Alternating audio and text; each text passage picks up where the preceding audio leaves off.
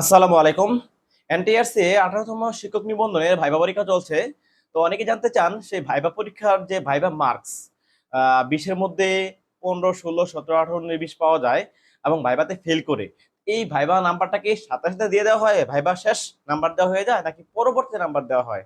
এবং ভাইবা পরীক্ষা হয়ে গেলে এবং ভাইবা সবার শেষ হয়ে গেলে আমরা জানি এই 30শে এপ্রিল ভাইবা শেষ হয়ে যাবে 18তম শিক্ষক নিবন্ধনের। তো ভাইবা শেষ হলে কতদিন পরে ভাইবা রেজাল্ট দেয় তা আলোচনা করবো আজকের এই ভিডিওতে। শুরুতে আমি আনামুল হাসান, ইংরেজি শিক্ষক, আশিরপুর উচ্চ বিদ্যালয়, লাকসাম, কুমিল্লা।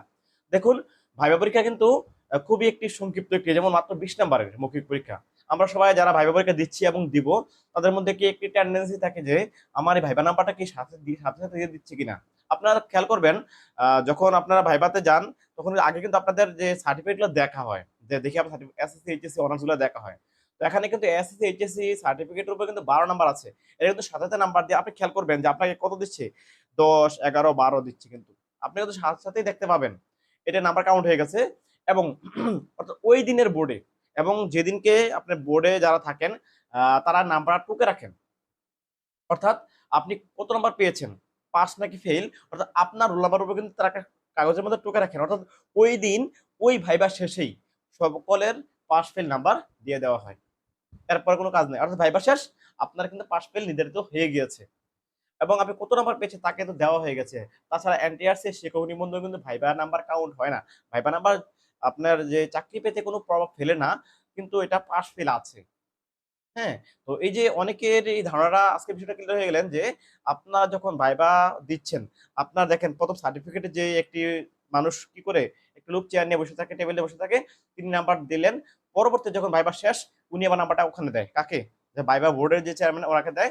উনি এই নাম্বারটা যোগ করে বা তারা যোগ করে কিন্তু ওই দিনই শেষ। অর্থাৎ আপনাদের সকলের যতজন ভাইবা দেওয়া শেষ হবে, ওই বোর্ডের রেজাল্ট গুলো কিন্তু ওই দিনই কি হয়ে যায়? আপনার তৈরি করা হয়ে যায়।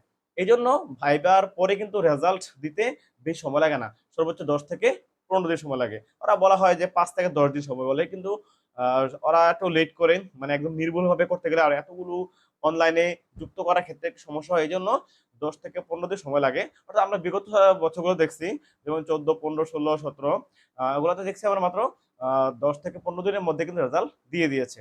তো আশা করা যায় যদি ৩০শে এপ্রিল ভাইবা শেষ হয়ে যায়, তাহলে কিন্তু মে মাসের ১৫ তারিখের মধ্যে ভাইবা রেজাল্ট দিয়ে দিবে। তো ভাইবা রেজাল্ট দেওয়ার কিন্তু প্রায় ১৫ দিন পরে বা ১ মাস পরে, ১ মাসের মধ্যে, ১৫ দিন থেকে ১ মাসের মধ্যে কিন্তু আবার আপনার দিবে, সার্টিফিকেট দিবে। সার্টিফিকেট আগে কিন্তু আপনি নাম্বার জানতে পারবেন না যে কত নাম্বার পেয়েছেন। যাই হোক, আজকের আলোচনার বিষয় ছিল যে ভাইবা নাম্বার কখন দেওয়া হয় এবং পাস ফেল কখন করানো হয় এবং ভাইবা রেজাল্ট কবে দেওয়া হয়। আশা করি বুঝতে পারছেন। যদি যারা এখনো বুঝেন নাই, তারা আমাকে কমেন্টে জানাতে পারেন। আমি রিপ্লাই দিতে চেষ্টা করব। সবাই ভালো থাকবেন। ধন্যবাদ।